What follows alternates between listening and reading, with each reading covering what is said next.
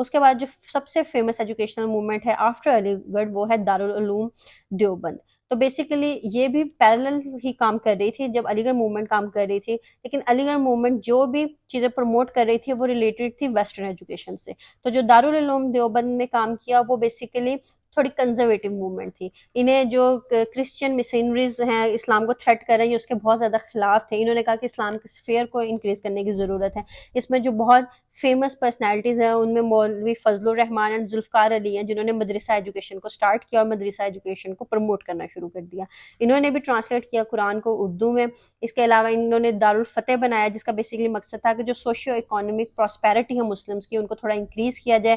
انہوں نے social development پہ بھی کام کی, انہوں نے ویڈوز کو سپورٹ کیا, وومن رائٹس کو سپورٹ کیا. انہوں نے بھی ہندو موومنٹس کو کاؤنٹر کرنے کی کوشش کی اور ان کو انٹرنیشنل پاپولیرٹی بھی ملی. ان کے لیڈرز میں شاہ کشمیر اور اشرف تھانوی بھی شامل ہیں. تو بیسیکلی یہ بیسیکلی حضرت شاہ ولی اللہ کی لیگیسی پہ یہ جو دارالعلوم دیوبند ہے یہ کام کر رہی تھی اور 1866 میں یہ قائم کی گئی. 1857 میں اس میں ڈفرینٹ علماء نے پارٹیسپیٹ کرنا شروع کر دیا اور انہوں نے اسٹرگل کیا. اس کے بعد وار آف انڈیپینڈنس ہو گئی اور جو برٹش رول تھا انہوں نے مسلمانوں کو ایز اے تھریٹ دیکھنا شروع کر دیا. تو برٹش رول کا یہی بیسک مقصد تھا کہ جتنا بھی مسلمانوں کے ریلیشنس کے لیے کام ہو رہا ہے اس کو ختم کر دیا جائے. لیکن دارالعلوم دیوبند نے اپنا کام سٹارٹ کیا. انہوں نے پولیٹیکل ریلیشنس کی بھی بات کی اور ریلیجیس ایجوکیشن کی بھی بات کی.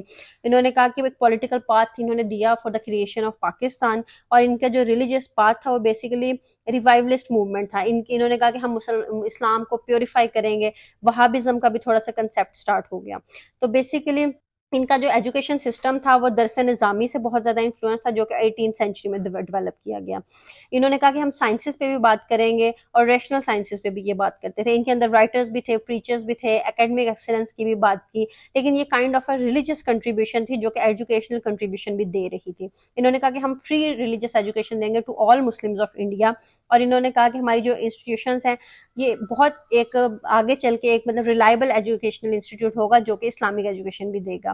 انہوں نے سارے ریلیجیس ٹیچنگس کو اسپریڈ کیا. انہوں نے بہت زیادہ بکس لکھی, علماء کو ٹرین کیا, کریکٹر بلڈنگ پہ کام کیا, گائیڈنس پہ کام کیا اور کہیں نہ کہیں it is related to the Pakistan movement.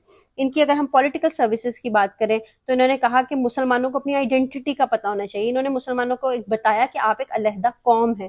تو یہاں سے بھی ٹو نیشن تھیوری کی ایک چین سٹارٹ ہوئی. انہوں نے مسلمانوں کے اندر ایک مسلم نیشنلزم پیدا کیا ہے. آپ کو پتا ہے کہ ہر انسان کے اندر, ہر ایک کمیونٹی کے اندر جب نیشنلزم ہوتا ہے تو پھر اسے پتا چلتا ہے کہ میں ایک ڈسٹنکٹ نیشن سے بلانگ کرتا ہوں. انہوں نے مسلمانوں کو ان کی ایک سیپریٹ پولیٹیکل آئیڈینٹی دی اور ان کو کہا کہ ہمیں برٹش رول سے آزاد ہونے کی ضرورت ہے. انہوں نے جو مسلم انڈیا ہے وہاں پہ مسلم آرٹس کو پروموٹ کیا. انہوں نے جماعت علماء ہند بنایا جو کہ برٹش رول کے اسٹرگل کے خلاف انہوں نے بہت اسٹرگل کیا. تو basically this was all that were the contribution of Darul Uloom Deoband. لیکن ان کا تھوڑی سی کنزرویٹو اپروچ تھی جس کی وجہ سے یہ کہیں نہ کہیں جو علی گڑھ موومنٹ ہے وہاں سے ان کی تھوڑی سی ایک دوسرے کے ساتھ کنٹراسٹیو سی اپروچ رہی. تو بیسیکلی علی گڑھ اور دیوبند کے درمیان میں یہ والا پرابلم سٹارٹ ہو گیا کہ جو علی گڑھ تھی وہ ویسٹرن ایجوکیشن کو پروموٹ کر رہی تھی اور جو دیوبند تھے they had a very conservative narrative. تو ایک ڈیبیٹ سٹارٹ ہو گئی بٹوین مسٹر اینڈ ملا اور یونٹی آف پرپز ان کا یہ تھا کہ یہ دونوں ریوائول چاہتے تھے مسلم پارٹی انڈیا کا. لیکن ان کا جو موڈس آپرینڈی تھا, جو ان کا میتھڈ آف آپریشن تھا, جو ان کا میتھڈالوجی تھی وہ ڈفرینٹ تھی.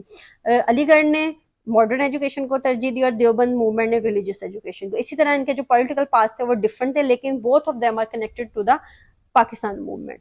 So basically Darul Uloom Deoband is the second most important educational movement جو کہ یونائٹیڈ انڈیا میں کی گئی for the Pakistan movement. So this was all for today. Till then stay tuned. اللہ حافظ.